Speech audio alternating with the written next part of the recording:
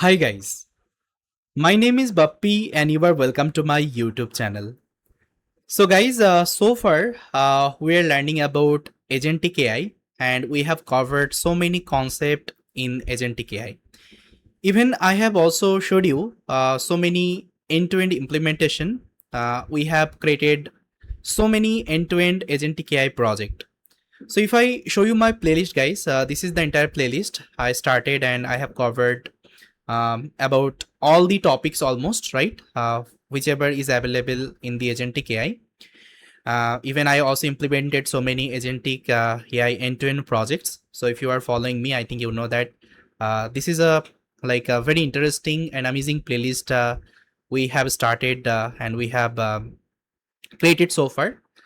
Then I got actually lots of requests from you that sir, when you are publishing the content regarding Agentic RAG, okay? Because we have understood about the Agentic AI concept, we are able to implement Agentic system. But what about Agentic RAG? Okay, what about advanced RAG technique? Okay, we call it as a Retrieval-Augmented Generations. Because people know how to implement basic RAG application, right? The traditional RAG application we used to create. So people already know about that. But what about the advanced RAG, whichever right now trending in the market? Okay, so now guys, from this video onward guys, I'm going to create couple of videos on top of the RAG. Okay, that means retrieval augmented generation. Especially we'll try to focus on the advanced RAG here. Okay, so there are some RAGs are available, like corrective RAGs are available, right? Then some other types of RAGs are available. We'll try to learn each and everything. So in this video guys, I'm going to discuss about the corrective RAG. We also call it as a CRAG. Okay, now first of all, let's try to understand what is Agentic RAG. Okay, so as you can see, Agentic RAG is an advanced artificial intelligence system that uh, upgrades standards retrieval augmented generation by using autonomous agents to control the retrieval loop. Okay, so this is what actually our Agentic RAG is. Okay, so that means here we try to also integrate the Agentic AI fundamentals. We also try to perform some of the automations here. Okay, instead of focusing on the traditional RAG only, we used to focus on the retrieved operation. Right now we basically add the control to the retrieval loop. Okay, this is the main idea inside Agentic RAG. Now I told you we'll be learning about the CRAG here. Okay, that means corrective RAG. Now if you ask on Google, is CRAG is a concept of Agentic AI, you will see that yes, corrective RAG, CRAG is a key concept linked to Agentic RAG, which sits under the broader umbrella of Agentic AI. Okay, so this is one amazing RAG technique guys we can implement under Agentic AI. Okay, now we can ask, can I call it as a Agentic AI RAG? Yes, you can absolutely call it as an Agentic AI RAG. Okay, in fact the corrective RAG is widely considered one of the foundational design pattern of Agentic RAG. Okay, so yes, that's why guys we'll start with the Agentic RAG guys, and especially we'll try to consider about the corrective RAG. Okay, at the very first time we'll try to learn about the CRAG, and trust me guys, if you learn this CRAG, you'll feel like okay, you haven't learned anything about the RAG yet. Okay, so this is one amazing RAG technique and it solves one amazing problem. We'll try to understand each and everything in detail, so make sure you watch this video till the end. And please like the content guys. If you found this content useful, I need your support. Please try to subscribe to my channel and share this video with your friends and family. Okay, I need your support guys. If you support me, definitely I can bring this kinds of content more in future. So this is going to be a little bit a long video guys. So here we'll try to understand this corrective RAG in detail with a theoretical explanation as well as the practical development. Okay, with some good examples. So don't miss any of the part of this particular video. Just try to complete till the end, and this is my promise, if you complete this video you won't be having any kinds of doubt about the CRAG. Okay, so yeah, this is going to be a dedicated video about the CRAG. Inside the video we'll try to understand about the CRAG concept in a theoretical aspect as well as the practical development as well. And for developing this CRAG guys, I'm going to use LangGraph orchestration framework, because this is the agentic framework we have learned so far. In my playlist also I have covered this LangGraph concept. Okay, so this is the prerequisite guys.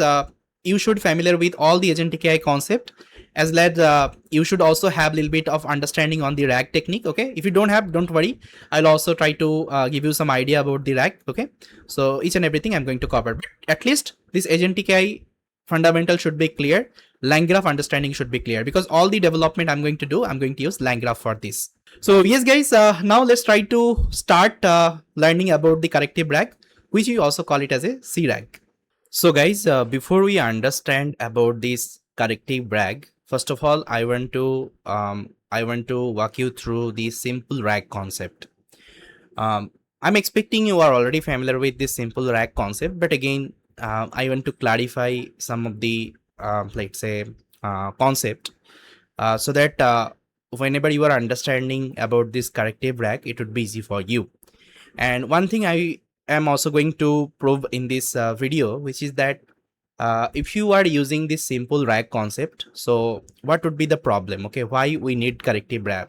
So first of all, we'll try to understand. Okay, so what I feel like, if we don't understand the problem for a specific solution, then it won't be clear to us why we have to use some upgraded version of that particular technology, right? That's why let's try to understand the simple RAG concept and the problem we have with the simple RAG. Then we'll go ahead with our corrective RAG concept. Okay, and trust me, if you complete the entire video, you won't be having any kinds of problem about the corrective RAG, and you can implement any kinds of production grade corrective RAG, okay, for your any kinds of problem statement. Okay, this is my promise. So make sure you watch this video till the end, and if you have any questions, please try to let me know in the comment section. And if you found my content useful, guys, please try to subscribe to my channel and share it with your friends and family, and also don't forget to like this video. Okay, so guys, you can see this is our simple RAG architecture. Okay, I kept the high level architecture. So in this architecture, actually what we have the user query. Okay, so I think you know, in our RAG application, we take the user query from the user. Then this query will go to the embedding model. Okay, because this is a text representation. This is a text data, right? And we can't directly pass this text data to the model, right? Or to our vector databases. So for this, first of all, we have to convert it to the embeddings, right? Embeddings means the numerical representations, right? We call it as a vectors. So for this, we use some kinds of embedding model. Okay, now there are different embeddings models are available.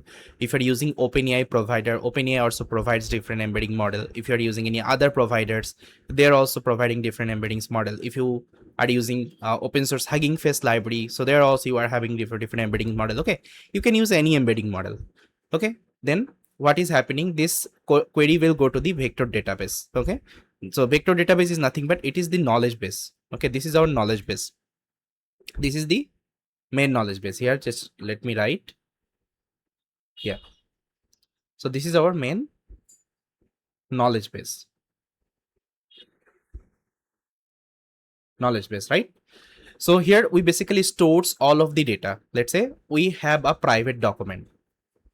Okay, private documents or any other documents. First of all, what we have to do in the RAG application, we have to store to the vector database, right? We have to store to the vector database. First of all, we'll try to pick up these documents. Then we perform the chunking operation. After chunking, we use the embedding model. Then we convert the documents into the vector representations. That means the embedding. Then we store inside a vector database. Now here you can use any kinds of vector database. Either you can use Fias, either you can use ChromaDB, either you can use Pinecone, Weaviate, any kinds of vector database you can use. Okay, so once you have created the knowledge base, then user gives the query. So this query go to the embedding model. Embedding model converts the query to the numerical representation. Then it will go to the vector database.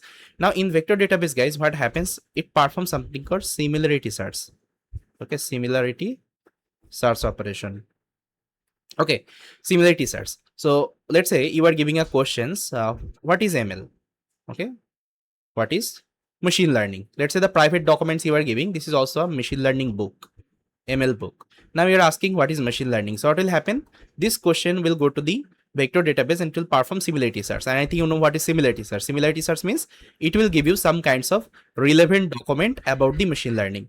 So there is a parameter called K. Okay, if you write K is equal to 3, that means it will return you 3 relevant documents from the vector database. Okay, let's say if you're giving K is equal to 4, that time it will return you 4 relevant documents from the vector database. So that's how it performs the similarity search. Okay, now once it has performed the similarity search, So it will return you this document. This document we call it as a retrieve context, okay? Because it has retrieved from the vector database. We call it as a retrieve documents. Sorry, retrieve context. So this retrieve context as well as the user query will try to pass to the large language model. Okay, so this is our large language model. So we are giving the query as well as the retrieve context we have retrieved. Okay, now LLM has the question as well as the answer means the context, okay, context of that particular machine learning. Now LLM will try to understand, okay, this is the question user has asked, okay, this is the question user has asked, and with respect to this question, this is my actually context. Okay, context is nothing but it's kinds of reference. Okay, so let's say in real world, if I'm giving you a topic, let's say if I'm telling you to study about deep learning, and if I'm giving you a deep learning book, so definitely you have the question which is deep learning, and you also have some kinds of reference which is your deep learning book. Now definitely you can refer deep learning book to learn about deep learning. So same things are happening with the large language model. Large language model is having the query as well as the retrieve context. That is the reference. All right, I think you got it. That means it has the question as well as the retrieve context. Now it will understand the question and retrieve context, and it will generate an answer. Okay, it will generate a response. Okay, let's say this is what your machine learning is. So we are not directly passing this retrieve context to the user as a response. We have to pass it to the LLM, and we have to also pass the questions to the LLM. LLM will try to refine the output, okay, in a good format, good readable format. Then it will give this particular output as a response. Okay, now three things is happening inside RAG. One is the retriever. Okay, the retriever means it is retrieving the documents from the vector database. Okay, most relevant informations. Then see, this is the RAG, right? So first of all, retriever, then augmentation. Okay, A means augmentation. Augmentation means you have the questions, you have the retrieve context, so it is augmenting the output, right? It is augmenting the output. This is called augmentation. Now generation. Okay, now it is generating something based on the context it has got from the vector database. Okay, so that's how the entire RAG system works, guys. Okay, and this is how our simple RAG system works. As of now, whatever RAG we have implemented, right? Maybe you have implemented some kinds of RAG application. So this is the simplest approach we can implement any kinds of RAG. But this RAG application has a problem. Okay, what is the problem? Let's try to understand. Now see, what is happening? The question you are asking, let's say I asked about machine learning and I only given a ML related books here, right? Now, if you are asking anything which is not, let's say, relevant in this particular books, let's say you are tell me about transformer, okay, transformer in deep learning. Okay, now can you tell me, is this information is available inside our machine learning book? Definitely not, right? This transformer information is not available. That time, what is happening? So it will go to the vector database again, and vector database will give some kinds of retrieve context. Okay, now see, the question user is asking and it is performing some kinds of similarity search. Okay, now it won't be able to get the transformer related, let's say transformer related, let's say actual context, but it will return you something. Okay, every time whenever you will try to go to the vector database, it will return you something. So sometimes the similarity score would be very high, close to 1, if it is relevant with your questions. Sometimes it would be very low if it doesn't have that particular information, but it will return you 3 relevant documentation based on the question you are asking. Maybe let's say this transformer concept is available in your ML book. There's a slightly, it has discussed about the transformer, not in depth. Let's say transformer are kinds of different example it has explained. So it will return you that particular example. Then it may also give you the XGBoost, let's say algorithm example. It can also give you decision trees, let's say example. Okay, if it founds, let's say this particular vector is close to this particular vector, that's how it will give you 3 different documents. Okay, now what will happen? These documents you are again passing to the large language model, right? You are again passing where?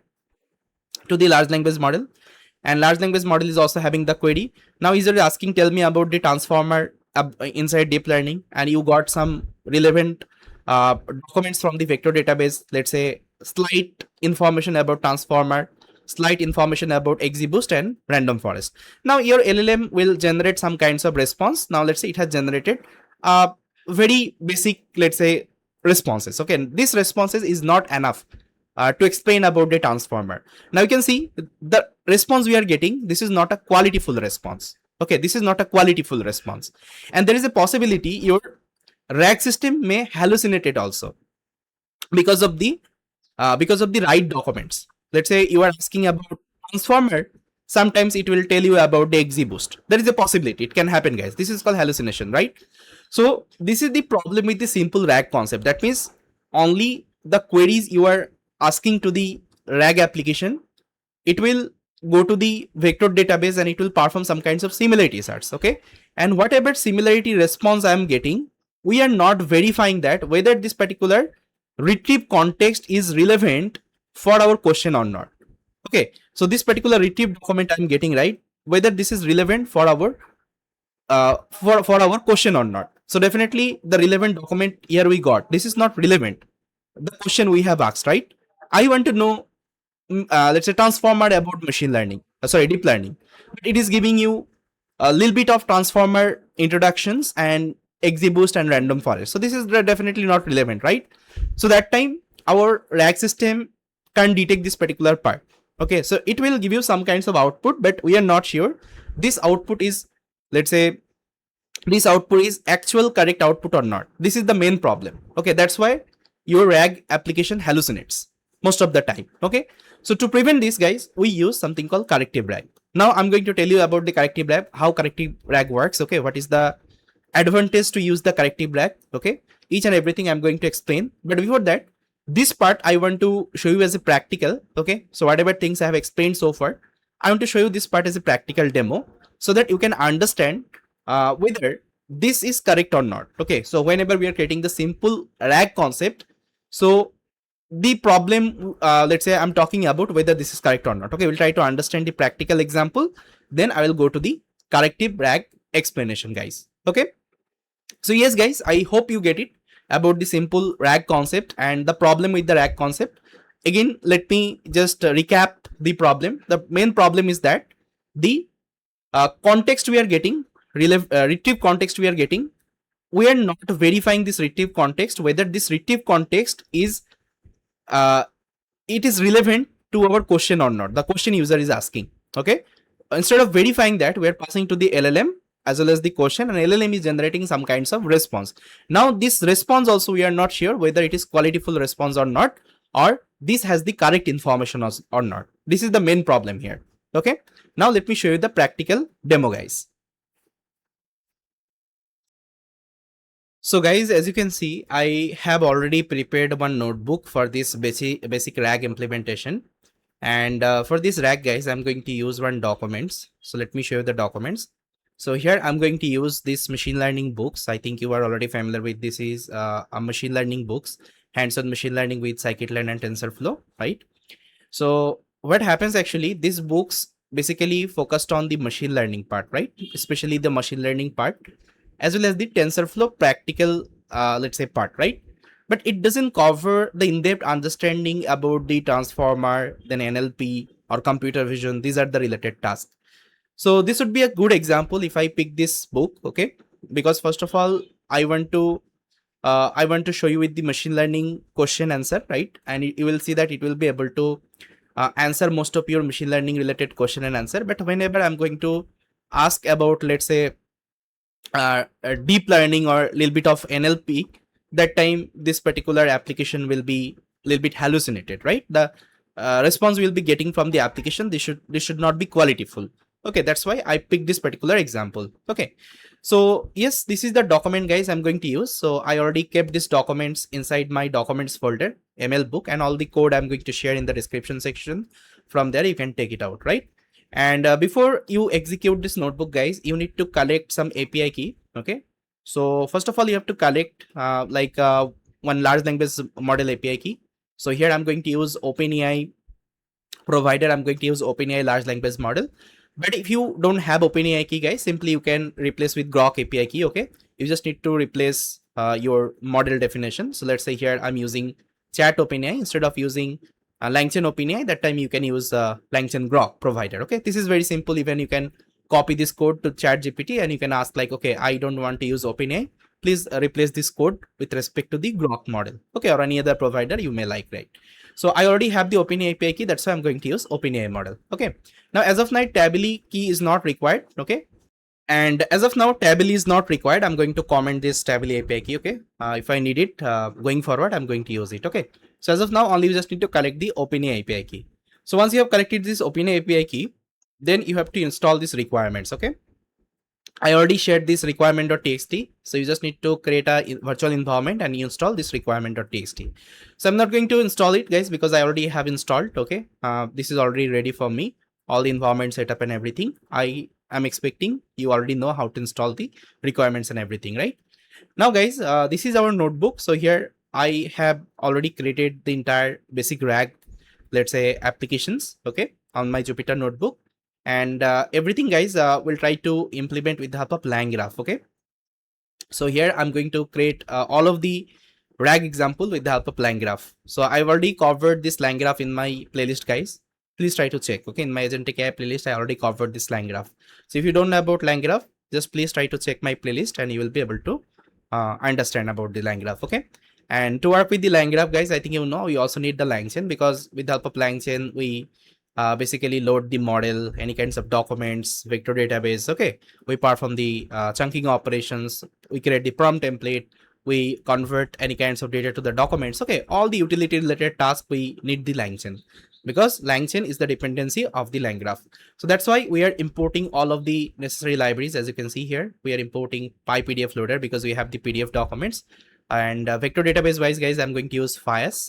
You can use any other vector database, completely fine. But Fias is a local vector database. It can store your data in your local machine. Going forward, maybe we can use like any other cloud-based vector database, like Pinecone is also available, right? We can also use that. Then we have the our OpenAI embeddings client, and as well as the chat OpenAI clients. Okay, so with the help of this, we'll try to load the uh, model, okay, OpenAI model, and we'll also try to load the embeddings model. Then recursive character exploiter, this is for the chunking operations, and we have the documents. If you want to convert your data to the documents format, you can use that. And chat prompt template, we create the templates for that, okay, prompt template for that. Then we have something called LangGraph. Okay, now LangGraph, we are importing state graph, start and end, and we are also importing load env just to load my environment variable. Now let me execute and initialize all of my libraries, as well as we'll try to load the environment variable, guys.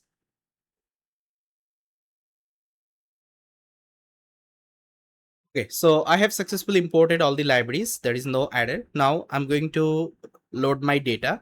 So as you can see, inside documents folder, I have my machine learning books. So here we are loading it with the help of PyPDF loader. Okay, we're loading this data. Let me execute. So it has around 564 pages. So it can it will load all of the pages, okay, and it will extract all of the content from the book. And if I show you, so you can see it has 564 pages, okay. From all the pages, it has collected the documents. Now let me show you the documents. Okay, now this is the entire documents. Now you can see each and every page is now a one documents. Okay, now it has the page content and some metadata information. Now this is the content, okay. So this is the content of that particular books. Now we have the data, guys. Now what we'll do, we'll just try to perform the chunking, okay. So I told you in our traditional RAG development, we create the chunks. After getting chunks, we store them to the vector database, then we perform the retrieval operation, right? So to perform the chunking, guys, I'm using recursive character text splitter. We are given the chunk size and chunk overlap, okay. Then we're splitting the documents. Then here I written an additional code because I saw whenever it has extracted the documents, in some of the documents it has the, let's say, text problem. Some of the text was like I mean it was a different encoding format. That's why I was getting some error. So what I did, I just encode them to UTF-8. Okay, so I encoded them to UTF-8 so that there should not be any kinds of problem. Okay, now if I execute, now I'll see that it will perform the chunking. So after we perform the chunking, guys, here we are getting, this is the chunk size. Okay, that means the total chunk size I got 1605 52 chunks. Okay, I got. So now what I have to do, guys, I have to initialize the embedding model. Then we'll try to create the vector embeddings. Okay, now this is the code, guys, I have written. So we are using OpenAI embedding model, and this is the embedding model we are using, text embedding 3 large model. And we are initializing the FIS vector database. We are using the from documents function. Inside that, we are providing the chunk as well as the embedding model. Now, this code will basically convert your entire text to vector embedding, and it will store in the vector database. Okay, now let me execute.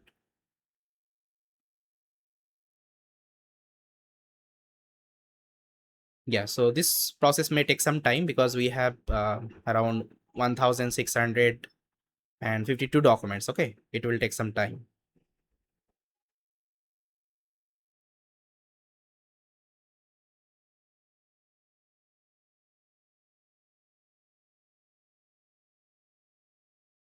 Okay, so execution is done. Now we are able to create the vector store, but here you won't be able to see the vector store. If you want to see that, you have to write additional code for that. Vector store dot there is a function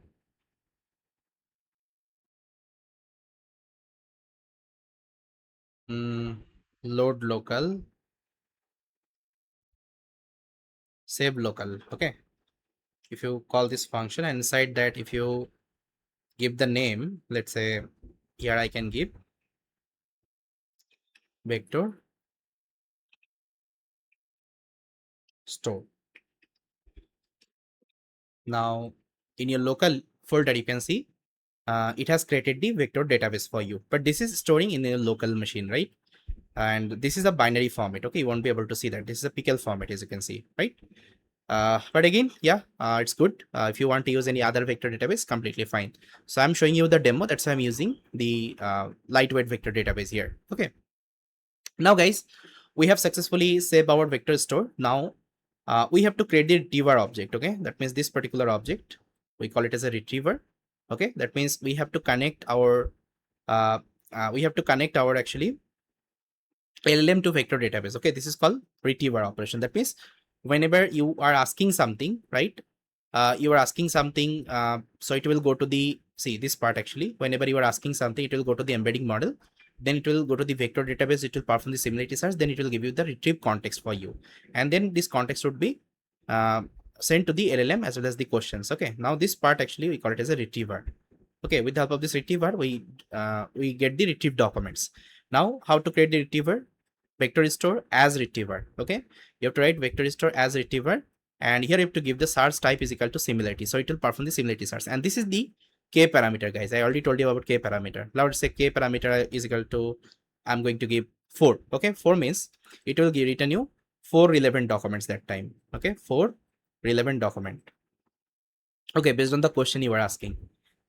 And here we are initializing the large language model. Okay, we are using the GPT-4o mini large language model. Okay, now if you are using LangGraph, guys, I think you know you have to create the state memory. Okay, this is required. State is required. Now we are creating a state. You can see we are having some state variable like question. What is the question? The question user will give, right? So this question, whatever question user will give, I'll try to save inside question variable. Now documents. Okay, what is documents? Document means the retrieved documents we are getting, right? So let's say once this question is going to the vector database and we are getting some retrieve context, okay, or retrieve documents, we'll try to save this inside our docs variable, and this is a list type. Okay, because it may return you more than one documents, right? How many documents? It will return you 4 documents. Okay, 4 relevant answer. That's why I have taken the list data type. Then answer means whatever your final output would be, whatever final response would be from your LLM. Okay, so this answer I'm going to save inside answer state. Okay, now let's try to define that. Now, guys, I'm going to create a node called retrieved. Okay, now this is the actually your actual retrieve node. So what is happening here? We are giving the state to this retrieve node, and what is happening? It is taking the questions from the state and it is doing the retriever operation. Okay, now you can see it is invoking the retrieve. Now basically it is performing this operation. So this question is going to the vector database and it will return you the relevant retrieve context. Okay, so this is what actually happening. So it will give you the retrieved documents, and this retrieved documents we are saving inside docs state memory. I think I already told you, right? So let's define that. Okay, now I have to create the prompt template. So here I created a prompt template, guys. As you can see, system prompt, answer only from the context. If not in context, say I don't know. Okay, human. Let's say this is the question human is giving, as well as it is also getting the context. Okay, context means this retrieve context. Okay, it is also having the retrieve context. That means this part, it will take the query as well as the retrieve context. Okay, once it has, then we are providing this prompt to the actual RAG execution. Okay, now you can see we are getting the context. Okay, we are getting the entire context where we are actually looping through our docs. Okay, because inside docs we have all the context, then we are taking the page content only, then we are joining inside a string, then we are preparing a context. Now this context we are passing inside our chain. Okay, RAG chain. You can see this is our RAG chain. We are giving the prompt, this is the LLM, we are doing the invoke operation, we are giving the question as well as the context. Okay, now this is the output my RAG is returning, and this output I'm just printing it here. Okay, now let me execute. Now guys, all of the nodes are ready. Now we have to add the nodes as well as the edge connection. Okay, now for this we are using state graph. I'm expecting guys you already know about LangGraph. Okay, I'm not going to explain this anymore because I already covered in my playlist. Okay, playlist link would be available in the video description. From there you can check it out. Now we are passing the state. Now first node we are adding our retrieve node. Okay, retriever node. Then second node we are adding our generate node. Then we are doing the edge connection. So start to retrieved. That means whatever questions user will pass, right, it will go to the retrieved first of all. Then retrieve to generate. Then whatever retrieved output we are getting, it will go to the generate. Okay. Then generate to end. Then whatever generation I'll get, I'll just try to show as a final response. That's why it's end. Now we're doing the compiling operation. Now if I execute, now this is the workflow we got, guys. Okay, this is our LangGraph workflow. Start, retrieved, generate, and ends. Now let's try with a query. Okay, now here I'm asking. So first of all, let me ask what is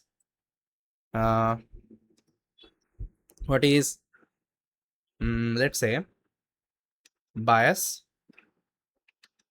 and variance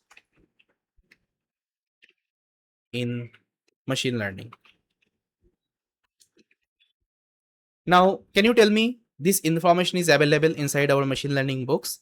Definitely, this is available. Okay, because these books morely focused on the machine learning. Okay, so this information should be available.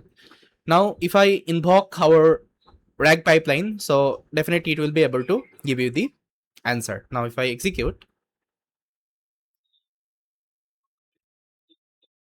now you can see we are getting the response. Bias in machine learning refers to the error introduced by the incorrect assumptions in the learning algorithm, such as assuming linear relationships when the data is actually quadratic. Okay, and blah blah blah. That means if you read this particular output, this is correct. Okay, this is correct, and this is also coming from my context. Okay, now let me show you the context. The retrieve context I got. Now what I'm doing, whatever docs I'm having, right?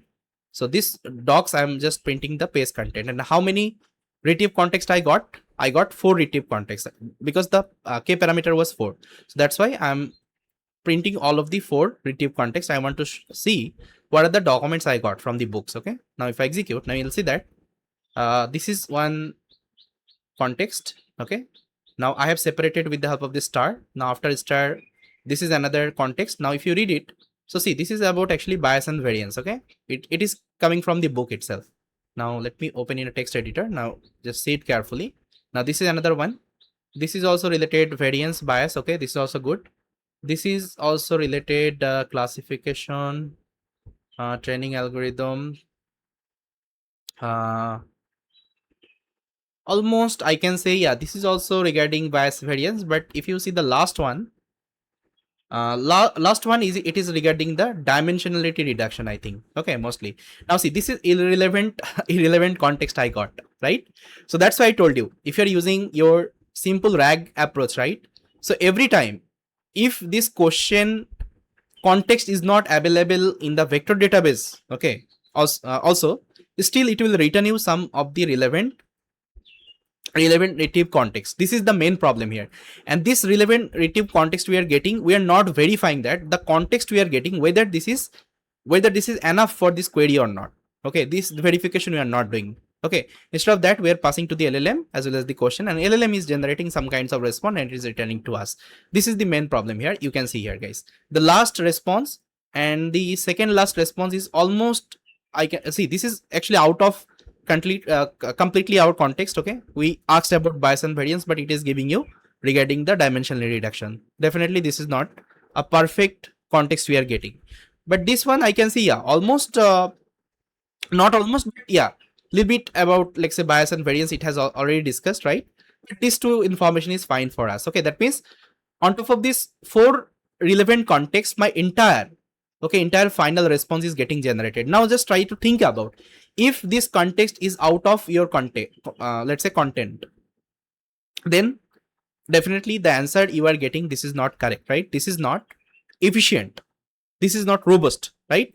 So there is no let's say proof this particular output you are getting, this is completely accurate. Okay, if your context is out of context, right, you can't say your output is 100% correct. This is the main problem with the simple RAG concept. Okay, now let me show you another demo so that your understanding will be more clear. Now let's say I'm going to ask about transformer in deep learning. Now see what will happen. What is transformer? Okay, transformer in DL. Now let's see what happens. The context does not provide specific information about transformer in deep learning, therefore I don't know. Okay, it is directly telling because in the prompt itself I strictly mention, say, don't know, right? If context not found. Okay, it's completely fine. Maybe I can try with another questions. Maybe I can try what is transformer only, maybe. Okay, let's see. Because deep learning I'm not going to mention. Now see, it is coming, right? Now transformer are component in scikit-learn. What are used to transform, okay, the data in machine learning algorithm. Now you can see they typically implement such as feed transform to facilitate the data processing. Custom transformer can be created specific task and they can work seamlessly with the scikit-learn functionality like pipelines. Now guys, those who know about transformer, okay, the transformer I'm asking, okay, I think you got it. What is the problem here? Now see, the output you are getting, this is actually hallucinated, not a hallucinated output. Basically this output is coming from your actual book reference. Okay, the let's say this question you have asked, right? So it is going to the vector database and vector database has the ML books. Now it is searching about the transformers. Now definitely in machine learning books there is no transformers, right? The transformers we are looking for, but yeah, there is a transform concept, we call it as a transform, right? Transform in scikit-learn. This is we use for the transform our data. We use inside sklearn pipeline. I think those who have studied about machine learning scikit-learn, you know, right? Now see, this information is not correct, right? The information you're looking for, this is not correct. Now let me show you the retrieve documents. Now let's open it up. Now guys, see the output we are getting, this is completely coming from the sklearn pipeline. The transformer we are looking for, right? This is not the actual transformer. So that's why your RAG is hallucinated. Okay, your RAG is getting hallucinated. It is only focusing on the retrieve context you are passing. Okay, it is not verifying whether the retrieve context we are getting, whether this is relevant with our questions or not, the user questions or not. This is not verifying. This is the main problem with our basic RAG implementation. So this is what I just wanted to prove, guys. That's why I took some time to prove this particular concept. Like, what is the problem with the simple RAG exactly? Okay. Now this I mean I have given you two to three example, right? Now you can try with different example. You'll see that there would be different problems. Okay. The answer you are looking for, you will see that this application won't be able to give you that is accurate answer. This is the main problem, right? So that's why, guys, now we'll try to move on to the corrective RAG architecture. Okay, we'll try to understand what is corrective RAG and how corrective RAG solves this particular problem. Okay, now we'll try to understand everything in detail. So guys, now let's try to understand about this CRAG, which is corrective RAG. Okay, Now you can see here we basically follow the same architecture as we followed in our simple RAG concept, right? Only the thing is here we add in the CRAG architecture or corrective RAG architecture this part, okay? Retriever evaluation, okay? Now let's try to understand how this retriever evaluation helps us for preventing these kinds of problem, okay?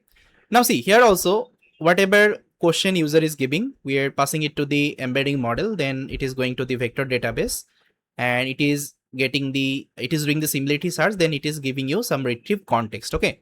Now instead of passing this retrieve context directly to the large language model, okay, we are first of all passing to the retriever evaluation, okay? Retriever evaluation. Now inside retriever evaluation, basically we perform the evaluation. So here we use a large language model, okay?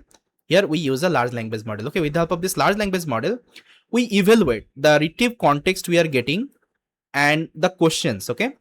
Whether this context it is relevant with respect to this query or not. If it is relevant, okay, if it is relevant, we are returning, okay, this is relevant. This is, let me just write here.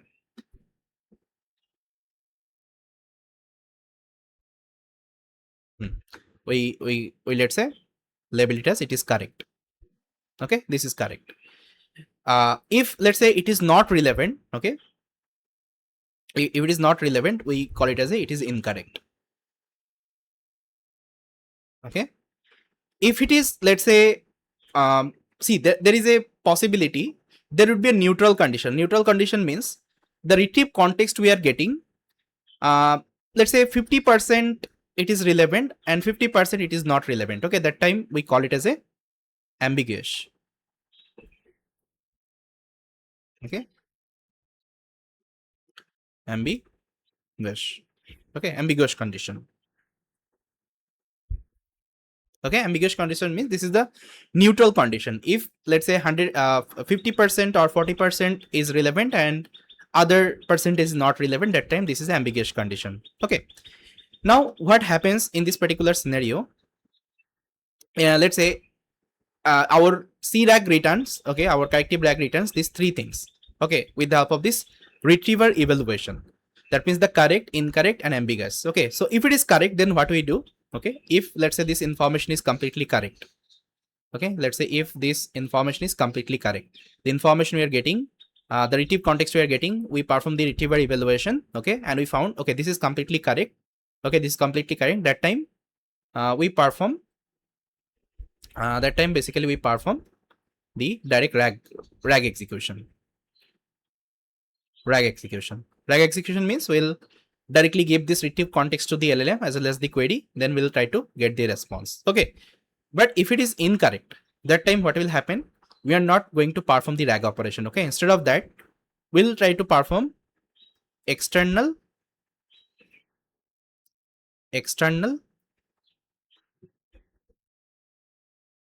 knowledge searching.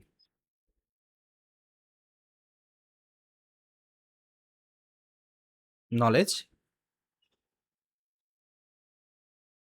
searching.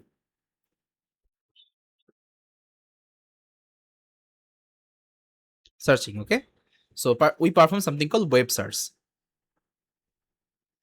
here. Okay, so basically we use a web searching tool here.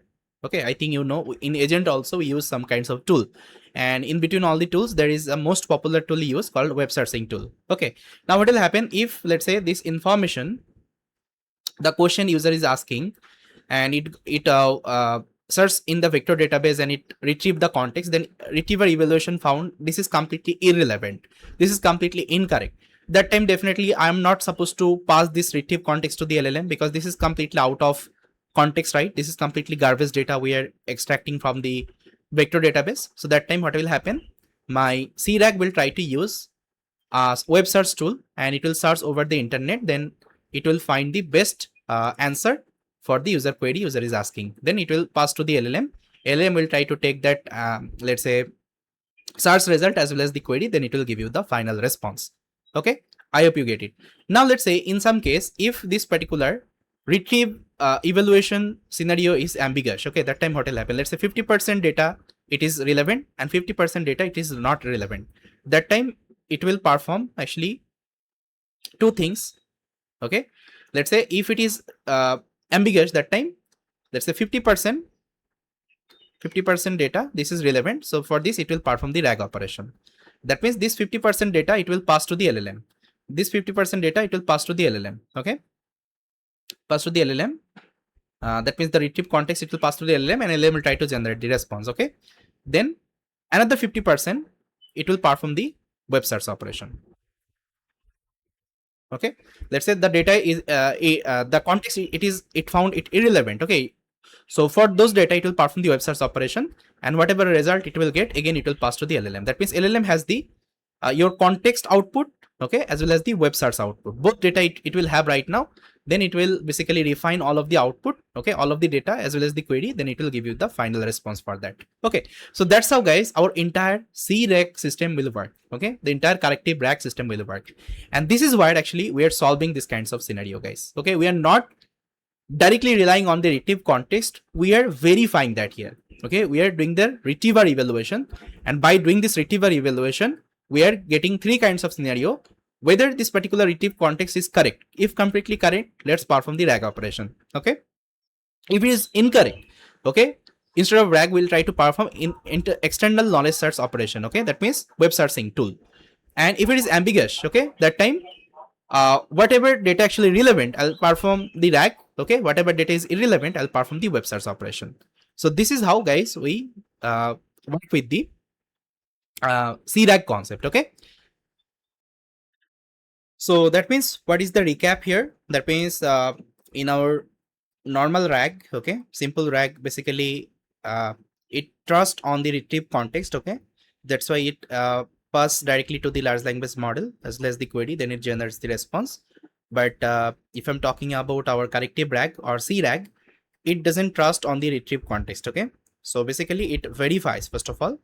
For this it uses retriever evaluation. For this it uses one model, okay, large language model, and it divides the evaluations criteria in three sector: the correct, incorrect, and ambiguous. Okay, if it is correct it will directly perform the normal RAG operation. If it is incorrect it will do the web search operation. If it is ambiguous, that time it will perform the RAG as well as the web search operation. By combining them, okay, it will work, and whatever output it will generate it will merge them, then it will provide to the LLM.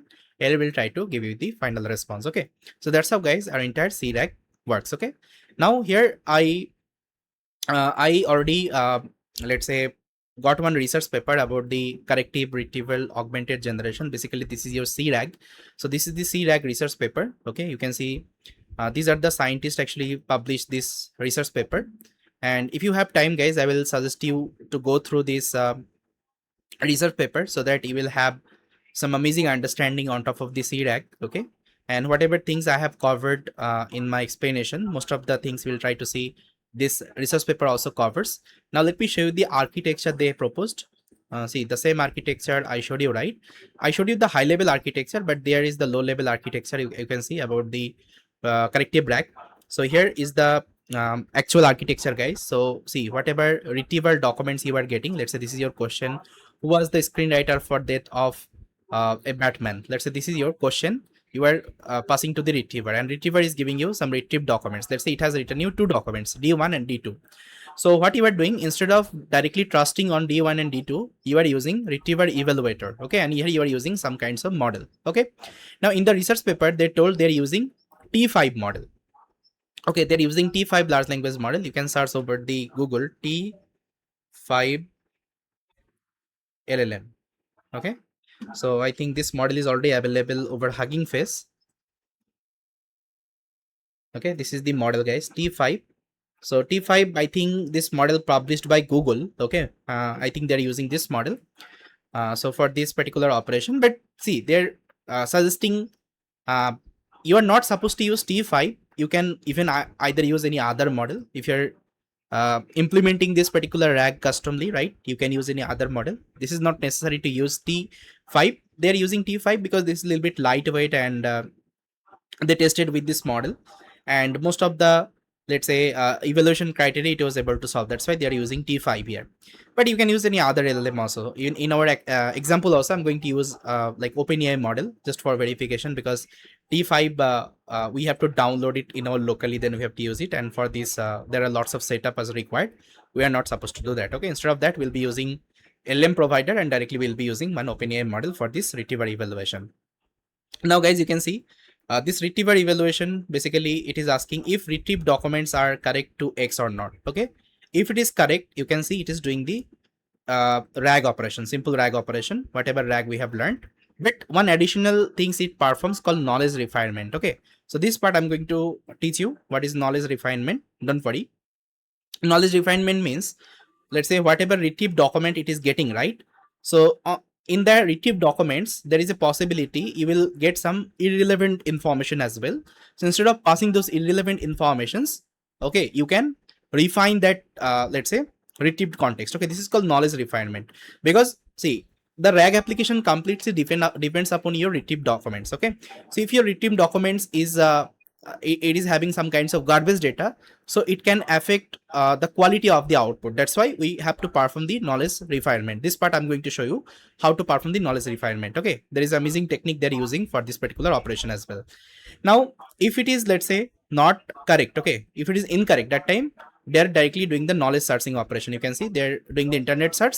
From the internet they're getting some, let's say, amazing, let's say, context, and they're passing it to the they're combining all of the output and they're giving to the large language model. Okay, but if it is ambiguous, okay, let's say some of the information is correct, some of the information is not correct, that time they're doing the simple normal RAG operation with the knowledge refinement, as well as they're also doing something called knowledge searching. Both they are doing. Okay, so whatever things I have explained, guys, so far, this is the low level architecture they have created. Now I think this architecture is pretty much comfortable how the entire system is getting working. Right now you can see correct, basically it is doing the RAG operations. It is taking the input as well as the knowledge retrieved documents, and it is giving to the generator. Okay, it is using large language model and it is doing the generations.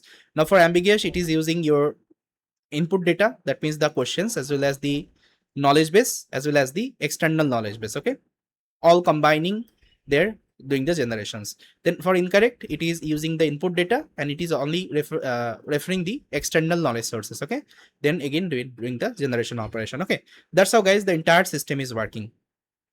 Okay, I hope you get it. That's how the entire system is getting working. Now I think you are clear enough with this particular CRAG architecture. Okay, how things are working. Now guys, I'm going to show you how we can practically develop this CRAG. But here I'm not going to develop the entire CRAG in just a one shot. Okay, instead of that, I'm going to break down this CRAG in a different section. First of all, we'll try to understand this section. Okay, knowledge refinement. Then I'm going to show you the retriever evaluation. Then I'm going to show you the external searching. I'm going to show you the this ambiguous. Okay, that's how I'm going to break down this CRAG in a different part. Okay, then I'm going to explain one by one. Okay, after explaining all of the concept one by one, then you can implement this CRAG in just one shot inside your notebook. Okay, but this is just a understanding concept. Okay, because this concept is completely theoretical understanding before you implement that. That's why I have broken down this CRAG implementation in a different part. Okay, so let's try to first of all understand this knowledge refinement. That means if, let's say, your information is correct, let's say we are assuming our information is correct. Okay, let's say that we perform the retrieval evaluation and we found, let's say, this let's say retrieve context is correct.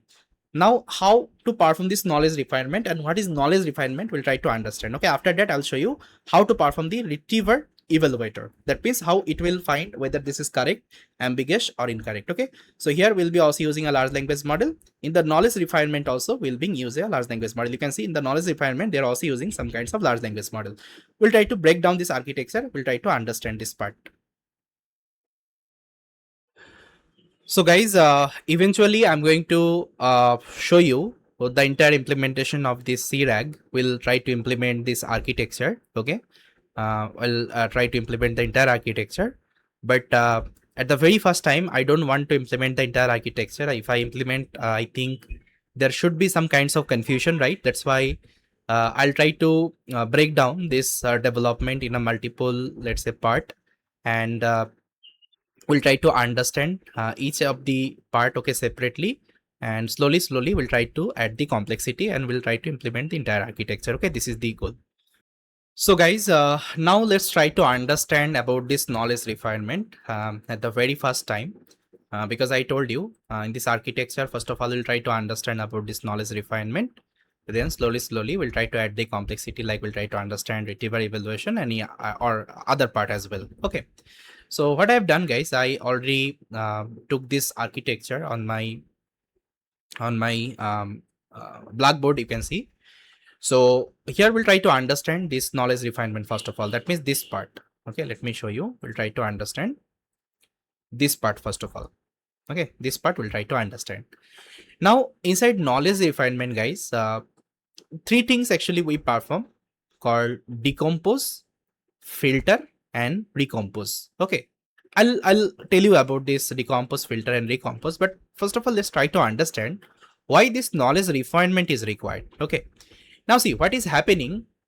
Let's say, assuming we are considering the question we have asked and the retrieve documents I got from my knowledge base. Okay, then my retriever evaluation found, okay, this is correct. Okay, it has labeled it, this is correct. That time we are going to the knowledge refinement. That means here, after doing the knowledge refinement, we'll perform the simple RAG operation. That part I already taught you, right? Now, why knowledge refinement is required? Now see, there is a possibility the retrieve documents you are getting, okay, D1 or D2, whatever you are getting. So in that particular document, there should be some kinds of garbage data. Okay. So why there is a possibility we'll be getting the garbage data? For this, let me open up these books, okay, and let's try to understand. Let's say this is our entire books. So let me open a chapter. I think, yeah, let's say this is our entire books. Okay. Now see, whenever we create the knowledge base, guys, how we create the knowledge base, I think you know, I already showed you our simple RAG approach. So first of all, we extract all of the data from these books, right? From entire 564 pages, we have extracted the data. Then we perform the chunking operation. Okay, so I think remember we perform the chunking operation. If I open the basic RAG implementation, so here we perform the chunking operation. See, this is the chunk, and we given a chunk size called 900. Okay, 900 means it will count 900 token. Okay, let's say 900 tokens. Let's say I can see, yeah, 900 tokens. Let's say ends here. Okay, ends here. Let's see if you count entire let's say entire tokens from this topic, from batch learning to online learning, you will see 900 token ends here. That means whenever it will perform the chunking operation, it will consider this entire documents as your chunk 1. Then again chunk 2 will start. Okay, again it will count 900 word. Then again it will count 900 word. That's how it will perform on top of the entire books. Now one thing you have observed, let's say the topic we have selected, which is batch learning. Okay, most of that you can see topic, this is about batch learning. But inside batch learning, you can see that online learning also came. Okay, some of the information about online learning also came. Okay, now let's say if my user is asking, tell me about batch learning. Okay, tell me about batch learning. So now what retriever will do? Retriever will go to the vector database, and already this chunk is available in the vector database. So it will return this entire chunk because this has the batch learning. Okay, so whenever it is returning the entire chunk, with this chunks, this online learning concept is also available. You can see online learning concept is also available. Now guys, I want to ask you one question. Now tell me, if I want to answer about batch learning, so should I really need to pass the online learning context as well? So definitely the answer is no. If I'm passing this online learning context as well, so there is a possibility my outputted result should not be completely accurate. Okay, it will basically impact on my generation output. Okay, the RAG generation output, because I told you RAG is all about the retrieve context data. If your retrieve context data is not, let's say, good quality, if it is having some kinds of other garbage data, so here online learning, I can tell this is a garbage data if I'm talking about batch learning. So if this garbage data is available, so there is a possibility my RAG would be able to give some answer from the online learning as well, which you are not looking for. Okay, that's why this information is a garbage data. Okay, so that's why we perform the knowledge refinement operation. That means we'll perform the refinement just to refine that whether this whether this particular chunk is having any kinds of garbage data or not. If it is having any kinds of garbage data, okay, we'll try to remove this garbage data. We'll only keep the relevant information whichever user is looking for. In this case, the batch learning, not the online learning. Okay, so this is what we'll try to learn inside our knowledge refinement, guys. So for this, I have taken one example. As you can see, this is the example I have taken. Let's say here user is asking about what is gradient descent. Okay, user is asking about what is gradient descent. So first of all, what will happen?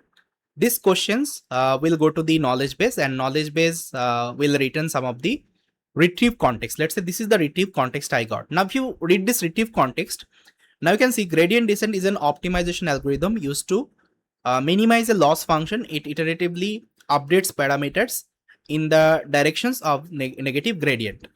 And if you read this particular line as well, neural networks are composed of layer of neurons, which non-linear activation function.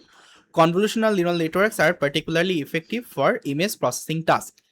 Now guys, just tell me the questions we are asking, okay, and the retrieve documents we got from our retriever. I can see, yeah, this particular information is correct here, okay, but the last information I'm getting, this is completely irrelevant. Okay, that means I can consider this is a garbage data. So I'm not supposed to pass the entire documents to my large language model for this particular questions right now. So what I will perform something called knowledge refinement first of all. Okay, after doing the knowledge refinement, then I'm going to pass this information to the LLM. Now how knowledge refinement works, first of all, let's try to understand. Now see, first of all, it will perform something called decompose.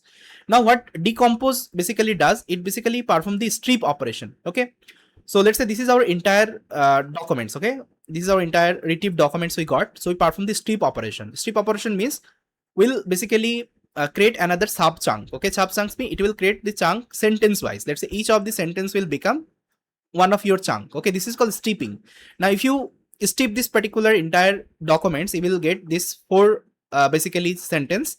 Gradient descent is an optimization algorithm used to minimize the loss function. It iteratively updates parameter in description direction of the negative gradient.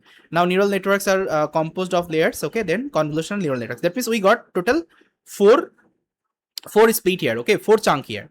Now what I'm going to do, guys, I'm going to pass this four sentence to one of the model, because if you see here in the knowledge refinement also they are using a model. Okay, they're using a large language model here. So this large language model perform the filter operation right now. Okay, it will basically filter.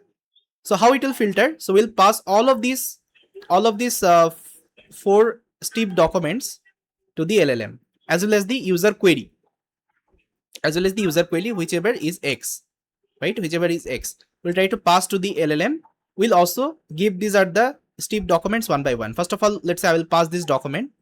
Let's say first of all I will pass this document. Okay, then I will also pass this user questions. Let's say what is gradient descent. Then I will ask this model whether this particular context, or let's say this document is relevant for user query or not. So if you see carefully, gradient descent is an optimization algorithm used to minimize the loss function. And what was the user question? What is gradient descent? That means this information is correct. Okay, you can see this information is correct. Okay, so I'll select this informations. I'll select this data. Okay, I'll select this document. Okay, you'll see that it will select this document. Gradient descent is an optimization algorithm. Now again I'll pass the second one. Okay, then I will also give the question. Now I'll again ask whether this document is relevant for this question or not. Now if you read it carefully, it iteratively updates parameter in the direction of the negative gradient. That means this is also correct information. Okay, so I'll also select this particular information. Now let's go to the third one. Now I'll give this third sentence. Then I will ask this information is relevant to our user question or not.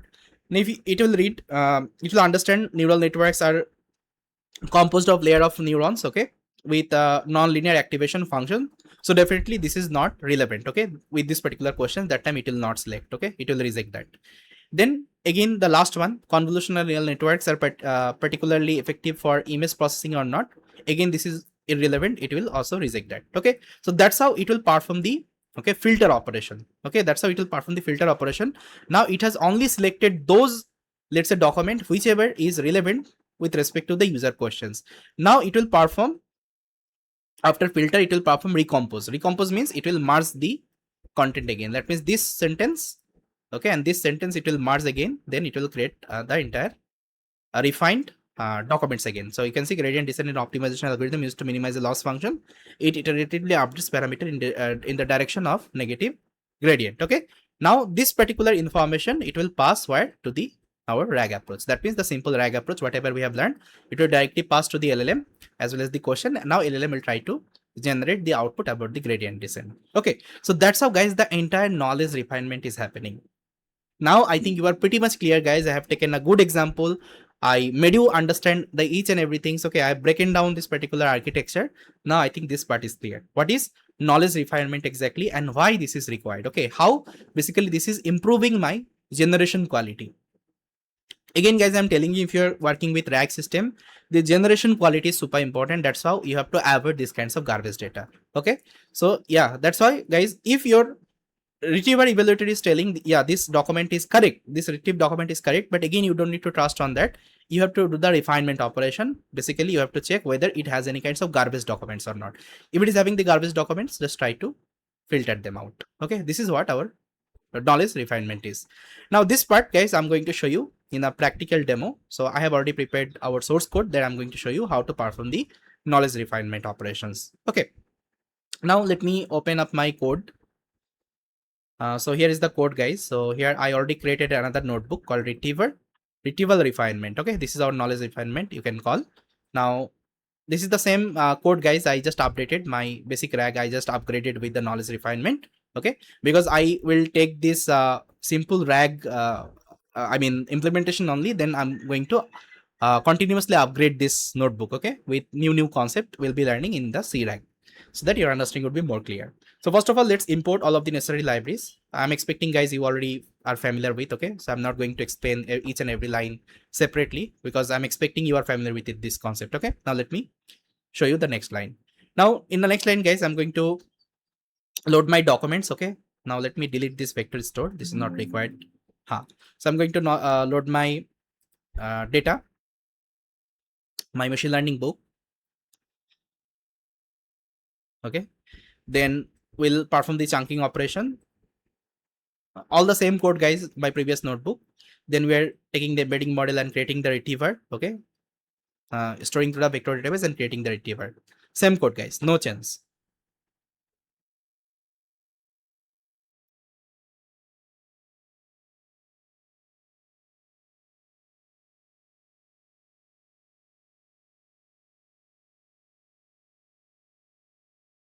Okay, execution is done. Now let's try to define the large language model. Okay, now we'll try to create this state. Okay, because I told you I'm going to implement everything with the help of LangGraph. Now state is required. Now these are the states I think you are already familiar with: question, docs, and answer, because previously we also created. Question means the user question, docs means the retrieval documents. Okay, I will try to get from the knowledge base. Home isn't set up yet. To get started, done. Just a minute. Yeah. And answer means the final answer I will be getting from my LLM. Okay. Apart from that, I added 3 more state here. First of all, the strip. Okay. What is the strip? This is the strip. Okay. That means whatever your final, so not final, actually, whatever retrieve documents you will get, okay, from your knowledge base, you are performing the strip operation. That means you are creating a sub chunk. Okay. So to save this sub chunks, guys, we will be using the stripped state. Okay. And again, this is a list type because there should be multiple documents. Okay, so output of decompose sentence strip. Okay, I already commented out. Then kept strips. Okay, now what is kept strips? Kept strips is nothing but after filter operation. Okay, how many let's say sentence or how many documents you are filtering out. So this thing you will try to save inside this kept strip. Okay, again this is a list type because there should be multiple let's say documents. Okay, that's why. So it is after filtering kept sentence.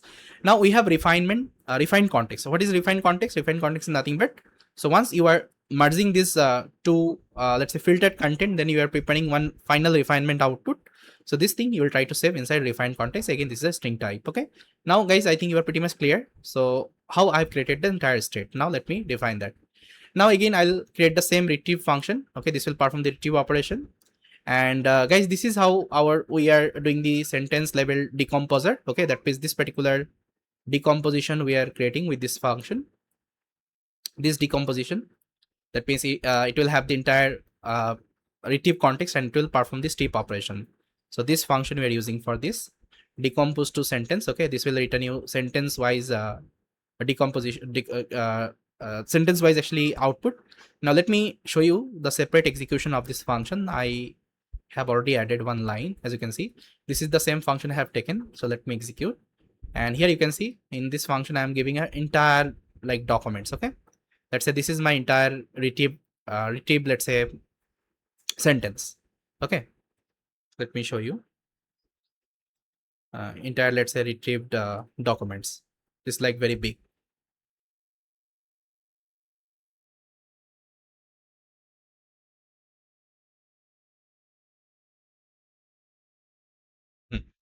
Now we are passing to the decompose to sentence function. Now you'll see that it will perform sentence wise splitting. Okay, now you can see we are getting sentence wise splitting. So this is the first sentence, this is second sentence, this is third, this is fourth. Okay, that's how it is creating that strip. Okay, it is creating this strip. Okay, I hope you get it. Now let me get back to my code. Yeah. Okay, after that guys, what we are doing, we are preparing a prompt. This is the prompt guys. Now we are creating this particular model, this model. Okay, after stripped it will pass for the filter operation, and here we have to use a large language model. And for this large language model we are preparing a prompt. As you can see, this is the prompt. Filter prompt system, you are a strict relevance filter, keep return keep true only if the sentence directly helps the answer helps answer the questions. Use only the sentence output JSON only. Okay, that means I only want this output whether the sentence whether let's say this stripped let's say sentence we are passing to the model, whether this is relevant or not. If relevant it will return true. Okay, then it will try to filter that. If not relevant it will return false. Okay, so this is what actually we are doing, you can see. Okay, now for this we created a pydantic class because I want to only get true or false output from my model. That's why I think, you know, if you want to get a structured output you have to use pydantic class for that. Okay, this is the class we have written for the LLM just. Now here we are passing the human questions as well as the sentence. Sentence means the stripped output. Okay, we already set. Now here we are executing, we are creating the filter chain, filter prompt and LM, and with structure output, which is our keyboard drop. Okay, that means this class we are giving. This is the pydantic class. Now we are running the refinement operation. First of all, we are taking the questions and we are taking all of the questions. Okay, context from our documents. Okay, then we are doing the decomposition operation. That means we are converting to the strip. Then on top of the strip we are running a for loop, and each of the strip we are passing to the filter chain. That means this filter chain. Okay, filter operation, that means this operation, filter operation, and this will basically filter out the output. Okay, and whatever output we are getting, we are just storing in the kept variable. Okay, again this is a list type, and we are after that we are basically joining that. Okay, that means after filtering whatever output we are getting, we are joining that. Okay, and we are storing inside my refined context. Okay, then we are returning it. That means our stripped, kept, stripped and refined context. Okay, three things we are returning in the state memory, because in the state memory also we have these three things. I hope you get it guys. Okay, this is the entire function guys we are doing, we are using for this operation. Okay, the entire operation from here to here. That means decompose, filter, as well as the sorry, here let me show you. Yeah, decompose, filter and recompose. Okay, for the for these three tasks I'm using this particular function. Now let me execute. Okay, now guys this function is also ready. Now I'm going to create the final our RAG prompt. This is our RAG prompt. I think you know this is the same code I copied from my last notebook. So you are a helpful ML tutor, answer only using the provided refinement bullets. If the bullets are empty, efficient, say I don't know, based on the provided books. Okay, now we're giving the question as well as the refined context. Now we are giving the refined context instead of passing the actual context we are getting from the vector database, because there should be any kinds of garbage data. Okay, now this is the generate function. Basically this runs my entire RAG and it generates the final answer. Now let me define that as well. Now we are creating the graph object guys. We are adding all of the nodes. We are doing the edge connections. After that, we are compiling. Okay. Now, guys, see, this is the architecture, guys, we got right now. See, in this architecture, one additional part I have added, which is the refinement. Okay. So after retrieved, first of all, we are refining the output, refine the retrieved output, then we are passing it to the generate. Okay. But in our previous one, let me show you. In our previous one, here you can see, in our previous one, after retrieved, we are directly passing for the generation. We are not refining that. Okay, if it is having any kinds of garbage documents, still we are not refining that. But the new one, we are refining that. Okay, after retrieved, we are refining that. Okay, then we are passing it to the generate. Now this is what actually happening. Now let me show you the final execution. So this is what our question is. Explain the bias variance trade-off. I'm giving a questions. Now if I execute, and these are the state is empty initially, that's why I kept it as empty.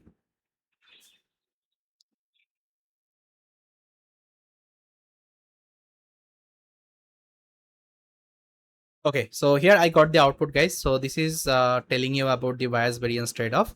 Now let's try to see the retrieved documents. Okay, now this is the, I mean, your first retrieved documents you got from the vector database. Now you'll see that here it has some garbage data. So if I open the text editor, now see, this part is fine. I think this part is fine. This is explained about the bias variance trade-off. This is also, I think this is fine. See, this is actually a little bit, I mean, it is having some little bit of garbage data. You can see some bagging boosting technique it has explained. Okay. So yeah, these are the parties getting actually filtered. Okay. And it is only focusing on bias and variance trade-off instead of any garbage information. So that's how, guys, the entire actually refinement is happening. Okay. Now you can see this is the refined context. Now you can compare, okay, both of your result, your entire context outputs as well as the refined context. Okay, now you'll see that most of the garbage data it has removed. Okay, now the generation quality should be very good. If you are doing that, the generation quality would be very good. Okay, so that's how, guys, we perform this particular operation, which is our knowledge refinement. Okay, if my information is correct. Now we'll try to understand this part, retrieval evaluation, how retrieval evaluation we have to implement. Okay, how it will identify whether this is correct, ambiguous or incorrect. Okay, after that I'll try to show you these are the remaining operation as well. So guys, now we'll try to understand about this retrieval evaluator. Okay, how this retrieval evaluator will work and how we can basically identify whether this retrieved document should be correct, ambiguous or incorrect. Okay, we'll try to understand this part. Now for these guys, what I can do, see here, basically we'll take basically lower range, lower threshold. Okay, lower threshold, and we'll also take one upper threshold. Upper threshold. Okay, so let's say lower threshold we are taking at least 0.3. Okay, let's say 30%. And upper threshold we are taking, let's say, at least 0.7, that means 70%. Okay, and let's say here we got one retrieved documents, let's say D1 and D2. So let's say here I got D1, okay, and D2. Now let's say D1, you give it to the retrieval evaluator. Okay, and you have something called your threshold, right? So what will happen, let's say you have passed both of them to your evaluator and evaluator gave a score. So let's say evaluator gave a score, let's say D1 it gave a score, let's say 0.2. Okay, and D2 it has given you, let's say 0.8. Okay, now in this scenario, guys, we can consider this particular, okay, this particular documents. Okay, that means here D2. Okay, D2 documents, D2 documents actually, this is more than our upper threshold. That means at least if one of your document it is more than your upper threshold, okay, that time you have to select that particular documents as a correct. Okay, so in this case I can consider this particular retrieved documents is a correct. Okay, this is completely correct. Now you can ask me, my D1 it is less than our I mean upper threshold, right? Or let's say here instead of taking 2 maybe. Okay, sorry, here I have to take 3. Okay, let's say 3 I'll take 3. I think 3 would be good example. Yeah, 3.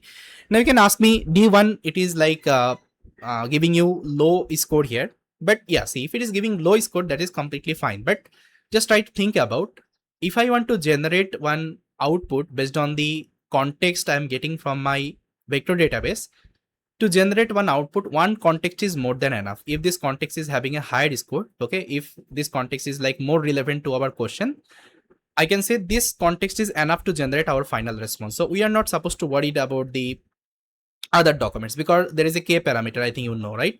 If let's say k is equal to 4 or let's say 3, you are getting 3 relevant documents from your vector database. Now all 3 or all 4 relevant I mean context is not let's say required to generate a final response. If in between 1 or 2 them are completely fine, completely let's say matching with our user questions, that time I can use that context only to generate the correct response. Okay, I hope you get it. Okay, and whatever let's say out of let's say context you have, or whatever garbage data you have, it is already getting refinement during the knowledge refinement operation. I think this part I already showed you. Okay, so that's why we are assuming whenever we are retrieving the documents, okay, if it is having multiple documents, if we uh, pass it to the retriever evaluation, and retriever evaluation found let's say document 2 is like it is more than our offer threshold, and document 1 it saw like this is not more than our offer threshold, that time only document 2 is completely fine to generate the entire final response. Okay, entire final response. So for this document 1 is not required, it is already going to refinement during knowledge refinement operation. Okay, so that's why we can consider the entire document should be the correct that time. Okay, that means the entire documents, the document 1 and document 2, that means the entire retriever context, it's correct. That means we'll go with the correct operation. Okay, then we'll perform the knowledge refinement operation, and automatically D1 will get rid of. Okay, and D2 will go to the LM for the generation purpose. Okay, I hope you get it. Now let's take another example. Let's say your D1, okay, D1, let's say you got 0.2, and D2 you got let's say 0.3. Okay, 0.3. Now you can see in this scenario, my lower threshold is also like low. Okay, upper threshold is also low. Okay, if you see, at least lower threshold it is I mean low, and upper threshold it is also low. That time I can consider this particular document should be incorrect. Okay, this is incorrect. Okay, that time we'll try to send it for the knowledge searching operation, because among both of the documents, both of them is not relevant. Okay, both of them is not relevant. That's why I'm not going to send it for the correct operation, knowledge refinement operation. I'm directly going to send for the knowledge searching operation, because this is incorrect completely. Okay, now let's say there is a case, your document 1, let's say it is around 0.5, document 2 also it is around 0.5. That means I can consider, okay, this is completely, I mean this is low, more than our lower threshold but less than our upper threshold. Okay, that time I can consider this is the ambiguous condition. Okay, this is our ambiguous condition.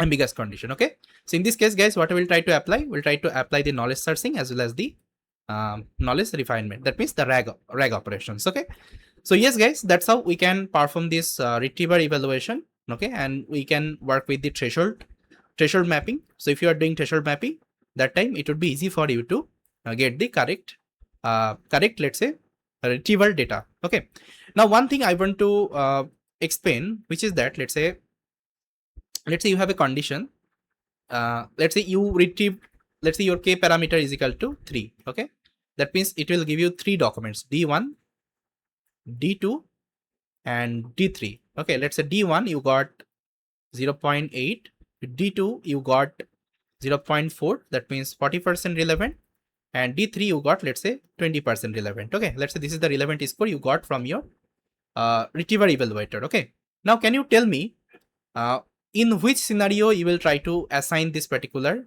context? Okay, just try to think about.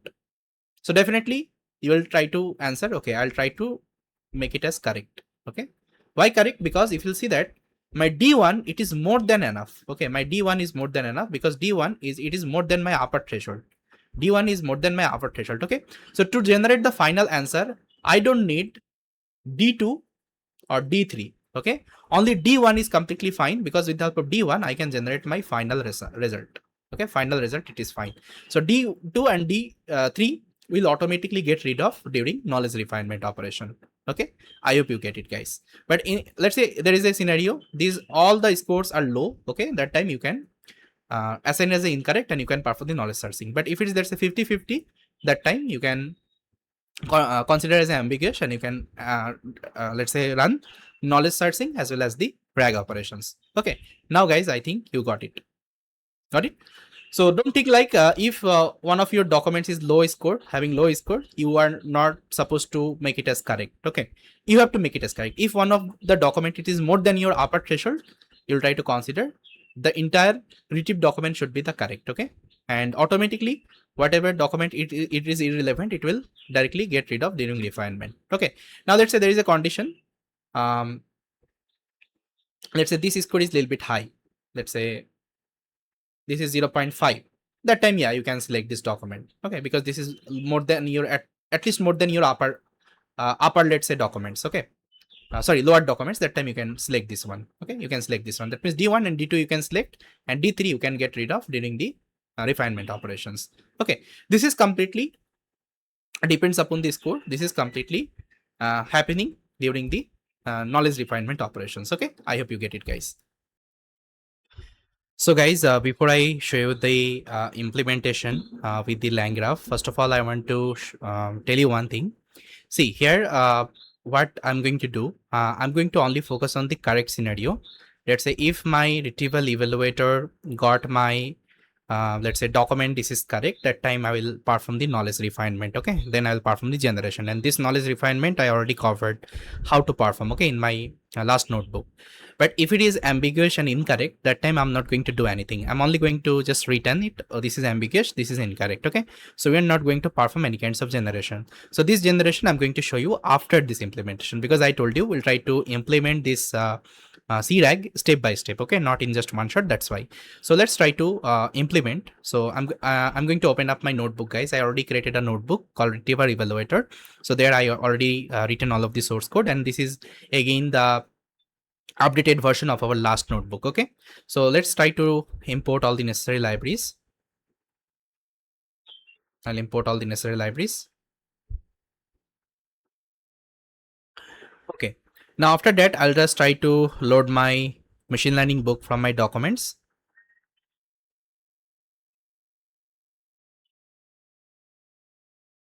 Then we'll perform the chunking operation.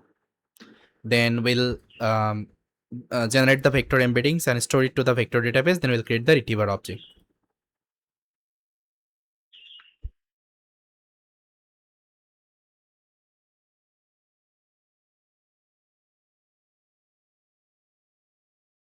Okay, this is also done. Now we'll be initializing the LLM. Okay, now one thing, guys, I want to let you know. See, for the retriever evaluator, I told you in the paper they have used actually T5 model. Okay, but we are not going to use T5 model because we have to do some additional configuration and get the access from the Hugging Face. So that's why I'm going to use the OpenAI large language model model for the evaluation operation. Okay, now here I'm setting my threshold, upper threshold and lower threshold. Okay, and we are preparing the state. Now I think this state is already common. Question, docs, then stripped, kept, stripped. Okay, refined, context and answer. Okay, this thing is already common. The new thing I have added only the good docs, verdict and reason. Okay, now what is good docs? Good docs means if let's say one of the document it is more than our lower threshold, we'll try to consider as a good docs. Okay, and we'll try to store in the good docs variable. And verdict means whether this particular evaluation, that means whether this context is correct, okay, incorrect or ambiguous. Okay, that means this three scenario: correct, ambiguous, incorrect. Okay, so this three scenario will try to save inside this verdict variable. And the reason, if it is correct, what is the reason? Okay, if it is incorrect, what is the reason? If it is ambiguous, what is the reason? So this reason information I'll try to save inside reason. So this is how my entire state. Now we will define the retrieve node. This is the same node, guys, from our previous notebook. Now guys, this is the function I have written for the a score based doc evaluator. That means this evaluator, okay, and this will return you the score. Okay, it will check the each and every documents for the retriever docs, and it will give you some kinds of score. So it returns score as well as the reason. So let's say if it has written a score, that's a 0.7. Now it will tell why it has given 0.7. This reason it will also tell. Okay, that's why I written a pydantic class. Now you can see this is the prompt you are preparing. System, you are a strict retriever evaluator for RAG. You will be given one retrieved chunks and the questions. Return a relevance score in 0 to 1. Okay, you have to return a score 0 to 1. So 1 means chunk alone is sufficient to answer fully and mostly. 0 means chunk is irrelevant. Be conservative with the high score. Also return a short reason. Now output JSON only. We are giving the questions as well as the chunk. Okay, then we are creating the entire chain object for the evaluation operation. Okay, now this is where actually we are performing the evaluation eval docs for each nodes. We are taking the user questions, then we are creating some variable like score, reasons, and good. Okay, so we are looping through all the docs. Okay, then we are basically checking if our score is more than our lower threshold. At least we are adding inside our good docs. Okay, if it is more than our lower docs, we are considering it's a good docs. Okay, and if let's say correct if at least one docs. Okay, if it is more than, let's say, our upper docs, that time we are considering this is correct. Okay, so right now we are returning the verdict. That means we are returning these are the things: correct, ambiguous, and incorrect, and this is the condition we have written. If any of the document it is more than our upper threshold, okay, we are telling the document is good, verdict is correct. Okay, reason at least one relevant docs is good more than upper. Okay, now for incorrect operation, if you can see if our document is less than our lower threshold, okay, that time we are considered no good documents and verdict is incorrect. Okay, and this is the reason. Okay, and if anything in between, okay, we call it as ambiguous. Okay, let's say if it is not more than our let's say high threshold, more it is not, let's say, less than our lower threshold. If it is a neutral condition, that time we are considering this is the ambiguous condition. So we are returning document is good, this is ambiguous condition, and this is the reason. Okay, now here let's try to execute this cell, and this is the same like this code. Our role is refinement. Okay, we are using from our last notebook. Only the update I have done. This is the update. See, previously I used to let's say join my entire context, but right now I'm not joining the entire context. I'm only joining the good documents. Okay, which is good, which is like more than our lower threshold. Okay, we are joining this context only, but previously I was joining the entire context. Okay, because I given you separate demo that time, but right now we are implementing this evaluation. That's why we have to only work on the good docs. Okay, so this is the only change I have done. Now otherwise all the codes are same. As you can see, there is nothing changed. You can see the previous code. Now this is our RAG, let's say, prompt. We are creating the entire RAG prompt. This is also same, and this is the generation node. Okay, now some additional function I have written: the failed node, ambiguous node, and route after eval. Okay, so basically this returns if your state verdict is equal to correct, it will it is telling just go to the refine node. Okay, that means if, let's say, this particular retrieve document is correct, just this is correct, that means go with refinement operation. That means refine node. So we are returning the refine node. Okay, if verdict is equal to incorrect, you have to go for the web search operation. Okay, you have to go for the, if it is incorrect, you have to go for the web search operation. Okay, or if it is ambiguous, okay, that time go with ambiguous node. Okay, ambiguous node, what it will do, it will perform the web search as well as the your simple RAG operations. Okay, so yeah, this is what actually we are doing. So this is just a conditional routing we are implementing. Now this is our entire state graph, guys. We are adding all of the nodes, then we are doing the edge connections, and here we have written the additional conditional edges. That means if refinements, then go with refinement nodes. If web search, go with fill. Okay, if fill means the web search, okay, it has to do the web search. If ambiguous, go with ambiguous node. Okay, then we are doing the edge connections, then we are compiling the graph, and this is how your entire graphs looks like. See, start, retrieve, eval each docs. Okay, if it is correct, okay, go with refinement nodes, then generates. But if it is not correct, go with web search node. Okay, Web search node basically go with web search, and web search basically do web search operation. But here we are not generating, because I told you I only focus on the correct part. Okay, and these two part I'm going to implement after this particular implementation. And if it is ambiguous, just go with ambiguous execution. Okay, now here I'm giving one questions. So let's try to take this question. So first of all, I'll try with these questions. Okay, that means this is the correct scenario. So bias variance trade-off, this is already available inside my knowledge base. So it should give me the right answer, and this should be correct. Let me show you. We are also printing verdict, reason, and output.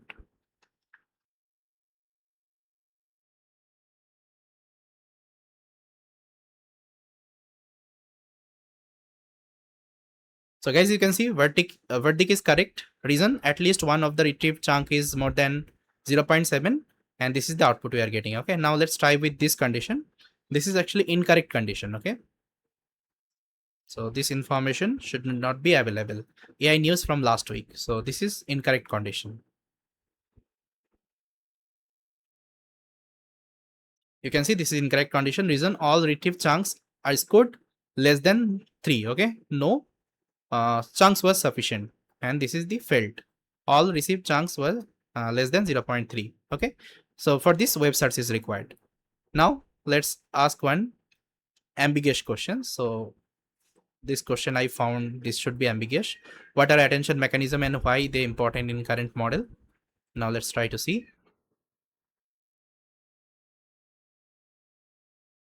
Okay, this is also telling incorrect. Okay, because I only added machine learning books, right? So that's why. Maybe I can ask, what are transformer?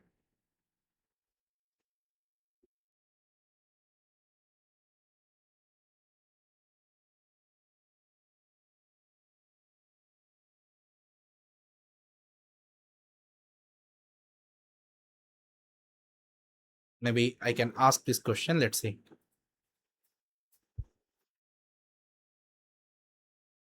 This is also incorrect. Okay, maybe why they important?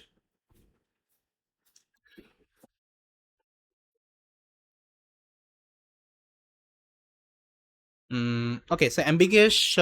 Maybe you can try with different prompt. Maybe you will try to get ambiguous condition as well. But again, I think you can understand ambiguous means if this information is available 50-50. Okay, and that time actually it will give you ambiguous condition. Okay, so yeah, this is the overall understanding. Now we have successfully created our retriever evaluator. Okay, now we'll try to work on this two part, that means ambiguous and incorrect. Okay, if it is ambiguous, it will perform knowledge search as well as the RAG. If it is incorrect, it will perform the knowledge search. Okay, we'll try to also implement this scenario as well, guys. So guys, now I'll make you understand about the next part, which is incorrect. That means if your retrieval evaluator returns, let's say this retrieve document is incorrect, that time we can perform web search operation. Okay, I already told you about that. So let's try to understand how the entire things will happen. Okay, before I start showing you this practical demo, okay, I want to clarify one thing. See, I think we saw if our retrieve document is correct, that time we are doing the knowledge refinement, because whatever let's say retrieve documents I got, in between there should be some kinds of garbage data. Okay, and we have to do the refinement. So same goes with your knowledge search as well. Let's say whenever you are searching over the internet, so for searching you can use different tool. So there is one of the tool you can use called Tably search. Okay, Tably search tool. So Tably search basically search over the internet given a topic, and it will give you some search result. Okay, now among the search result, let's say you got 4 search results. Let's say 1, 2, 3, 4. Now let's say 2 of them is irrelevant. Okay, this is, let's say, irrelevant or garbage data. That time instead of giving this garbage data, okay, again we can perform the refinement. Okay, so in incorrect also, whenever you are doing the knowledge searching operation, here just try to add this refinement as well. Okay, refinement as well. Refinement as well. Okay, so if you add this, your result would be more good quality result. Okay, if you don't add this, this is completely optional. But I saw some of the let's say articles, and people are talking about if you are adding this refinement operation, after knowledge searching as well, your resulted out would be pretty good. Okay, that's why we'll try to use the same refinement, okay, function we have written in our previous code. That means same way. That means decompose, filter, recompose. Okay, whatever I taught you, right? So same functionality we'll be using here. Whenever we'll get the search result, before passing this search result, we'll perform the refinement operation. Then we'll only select that, let's say, data only whichever is relevant with our query. That means we'll pass the query as well as the these are the search result, and it will automatically tell whatever search result is relevant. We'll only take that example and we'll perform the let's say execution. Okay, that means we'll pass to the LLM and LLM will try to give me the final result. Okay, now guys, what I have done, I just used the same notebook. Okay, only I just added that search features there. Okay, now let me show you. See, for the searching operation, I am using Tably search here. I already told you Tably is a internet search tool, and to use the Tably, guys, in the environment variable, you just need to use the Tably. Okay, Tably API. And how you'll get the Tably API? Just go to the Tably website, Tably API key, go to the fast website, and here you have the API key you can create. So I already have my API key. I just copied and pasted it here. Okay, so make sure you have the Tably API key. Now let me load my yeah, library. Now I'll load my documents.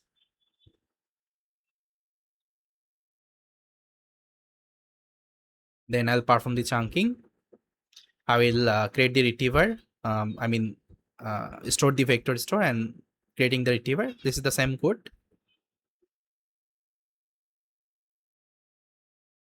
Let's initialize the LLM. And this is our upper threshold and lower threshold. Okay, same code. I think you know. You can see only one state I have added, which is my web search. Okay, and this thing I only just added. Okay, this is our new state, and everything is same as per our previous notebook. Now this is our retrieve node. Okay, now this is the same score based document evaluator. Okay, you can see same, nothing changed. Let's execute.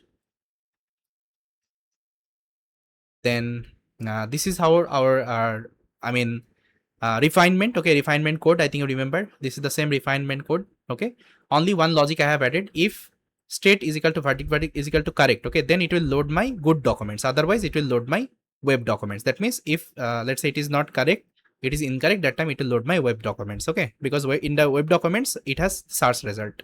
Okay, otherwise same code, no change. Okay, and here you have the Tably code, guys. So here we are initializing the Tably, we are doing the search operation, whatever user is asking, and we are storing in the web docs state.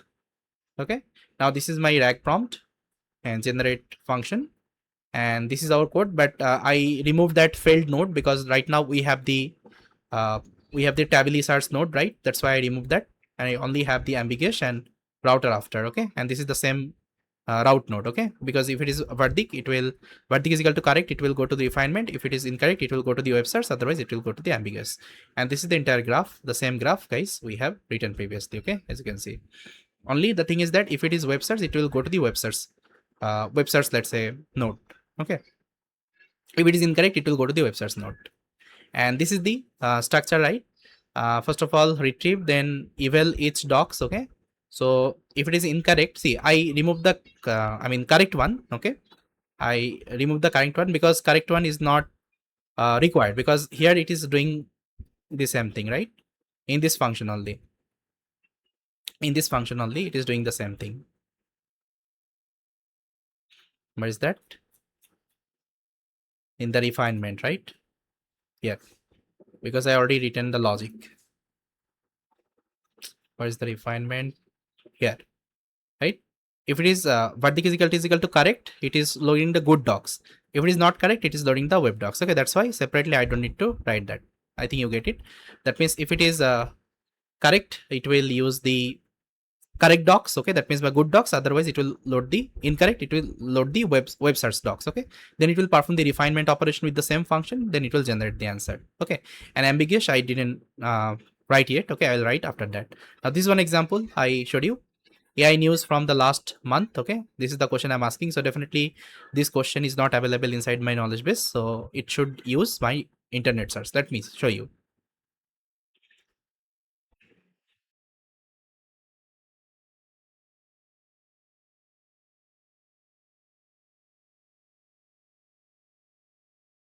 Okay, execution is complete. Now you can see verdict is incorrect. All retrieved chunks scored less than 0.3. Now still I'm able to get the output because it is perform the web search operation. Okay, from the internet itself, it got the news, right? AI news from last month. So last month it was July, right? And these are the news it got from the internet, and it is giving you the answer. Okay, so that's how, guys, you are not getting empty output. Okay, so definitely you will be getting some output if this information is not also available inside your knowledge base. Okay, so this is the main actually I mean requirement for um, these kinds of, let's say, um, internet search operation. Okay, I hope you get it, guys. So guys, we have already seen this web search operation, that is the incorrect condition. But one thing I want to show you before I start with the ambiguous, let's say, development and this concept.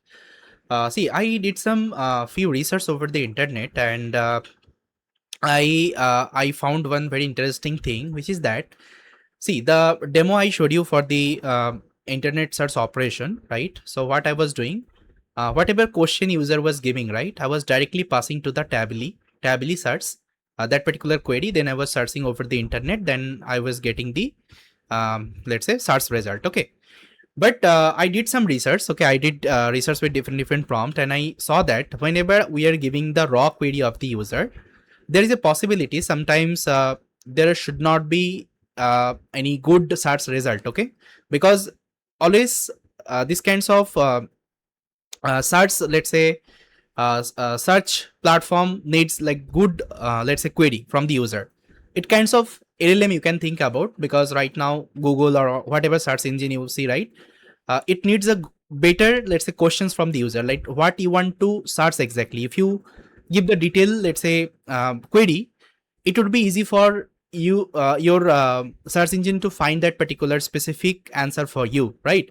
So if you open Google and if you search like tell me news, right, tell me news.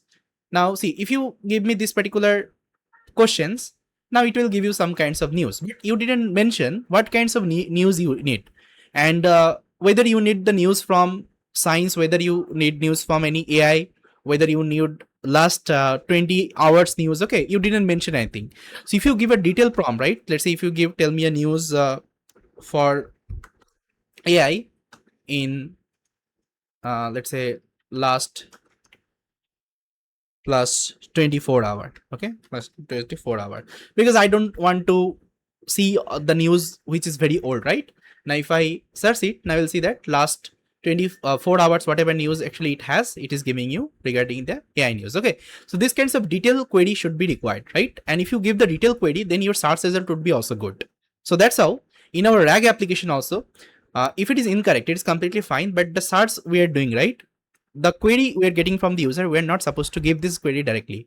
We'll just try to rewrite this query. Okay, rewrite this query in a detailed structure. Okay, then we'll try to pass to the tably, then tably will give you the better response. Okay, so this slight update I have done, guys. So this is the notebook I prepared, the same notebook, my previous same notebook I'm using, only the rewrite functionality I have added. Okay, let me show you. So first of all, let me import all of the necessary libraries, the same libraries we are importing. Let's load the documents.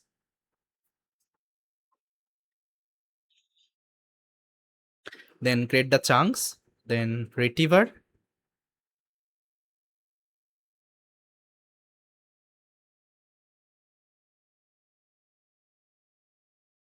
then LM, then upper threshold, lower threshold, and this is the entire state. Only the new thing I have added the web query. Okay, web query means the rewrite query. That means the query user is giving, I'm just trying to create a detailed query. Okay, so this thing I'm saving here. Then the retrieve node. Then this is the same score based doc evaluator. That means this function. Okay, and this is our refinement code, I think you know. And see, this is the only new things I have added. Basically what we are doing, whatever query user is giving, I'm giving this query to a large language model. Okay, so you can see we're giving a prompt, rewrite the user questions into web search query composed of keywords like keep it short, If the question implies recency, okay, recent, latest, last week, last month, added a constraint like last 30 days, okay, do not answer the questions, return JSON only with a single query. Okay, then we're giving the user questions, then we're getting the chain, okay, then we are rewriting the query, okay, then we are updating in the web query, then we are passing this query to the table source. Okay, this is the simple update I have done, guys. We are rewriting the query here. Okay, now again, this is the same code, your RAG pipeline. This is the same code of your nodes. Okay, this is the same graph, only the new added I have this new node, which is your this one, rewrite query. Okay, rewrite query, this new node I have added. Okay, and this is what we have added. Now let me execute. Now see, same structure, only before passing this a query to the web search, that means tably, we are first of all rewriting the query, then we are passing it, then it is getting the answer, it is doing the refinement, it is generating. Okay, ambiguous we haven't written yet, that's why it's empty. Now let me try with another demo. Let's say I am asking recent AI news. Okay, now if I execute, you'll see that the output will be getting, that should be pretty much good. Okay, the good quality output.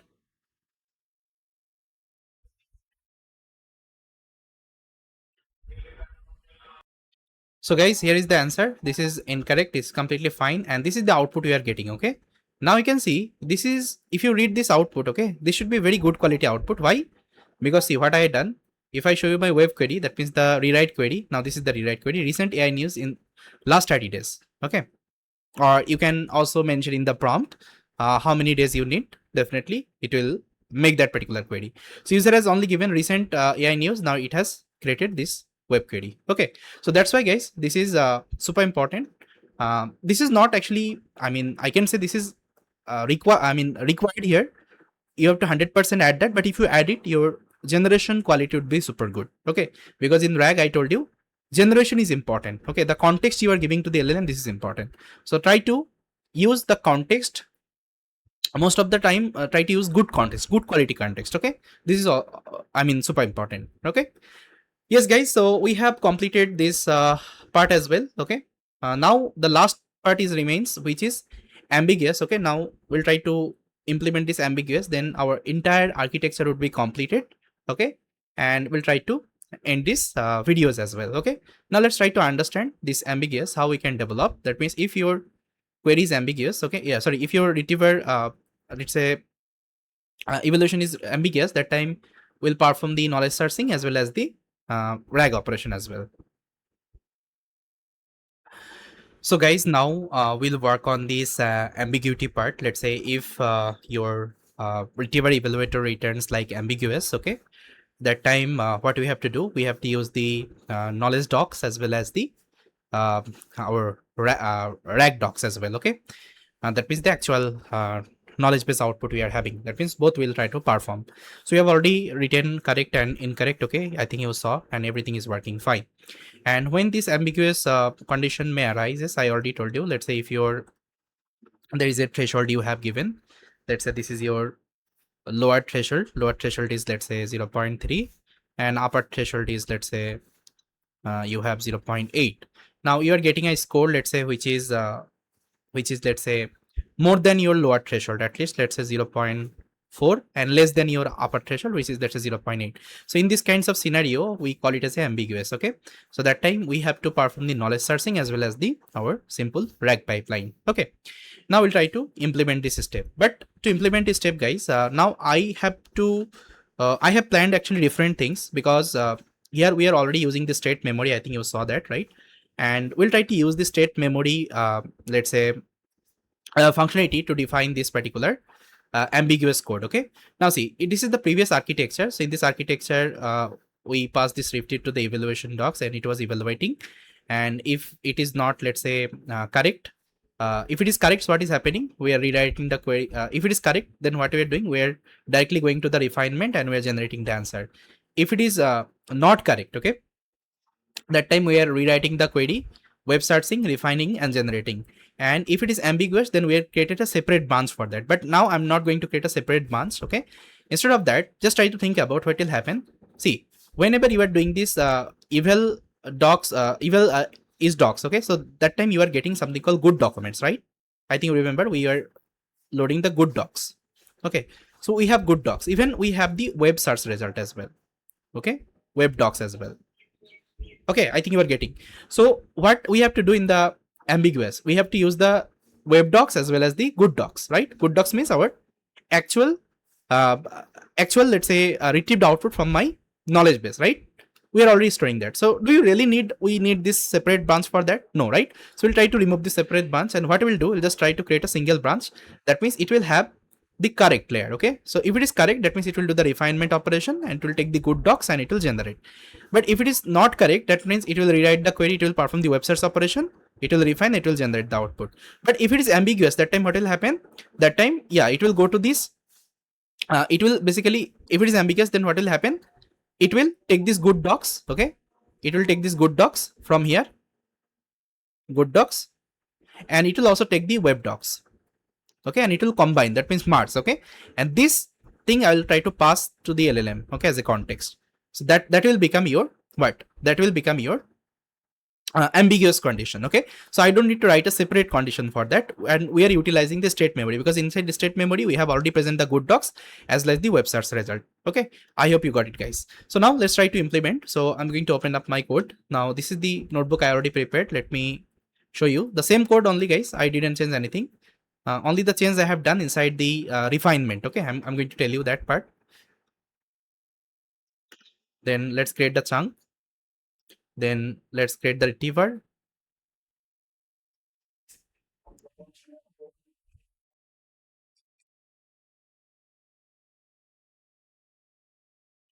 Now initialize the LLM, lower threshold, upper threshold, and this is the same state, no change. This is the same retrieve, no change. Your same doc evaluator, okay, no change. Okay, and here is your refined, okay, refined code. So in the refined code, I only did one small change here. If your verdict is equal to correct, it will use good docs. Okay, if it is incorrect, it will use web docs, and if it is ambiguous, that time it will use good docs plus your web docs. This is the only change I have done, guys. Okay, otherwise everything is same. Now let's try to load it. Now this is our same rewrite query function. Okay, we are rewriting the query, doing the web search. Then this is our main generate function, and I have removed that ambiguous nodes. Okay, and I only kept one nodes. If it is verdict is equal to correct, it will go to the refined node. Otherwise, it will go to the rewrite query. That means this node. Okay, and there we already have the good docs as well as the web docs for the ambiguous as well. Okay, now let's execute. Now this is the entire graph, guys, we are implementing. No change. Only I have removed that ambiguous nodes. Okay, now this is your final workflow looks like, guys, as you can see. Okay, this is the correct and this is incorrect plus your ambiguous. Okay, yeah. Now let me try with a prompt. So here I have given batch normalization versus layer normalization. So let's see what will happen, whether it is ambiguous or not.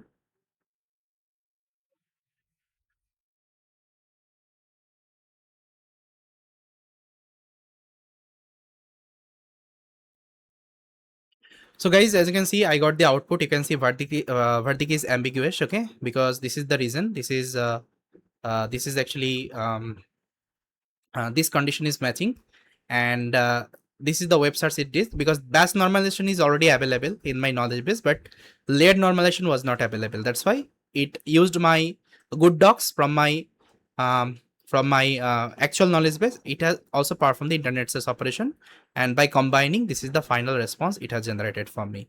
Okay, so yes, guys, that's how it is working, and congratulations, we are able to complete the entire architecture development. We are able to implement our CRAG, guys. This is your final CRAG. Okay, so maybe instead of ambiguous, you can name it as CRAG. Okay, maybe I can create another let's say, I'll copy this file, copy, and I'll paste it again, and I'm going to name it as final. Okay, final CRAG.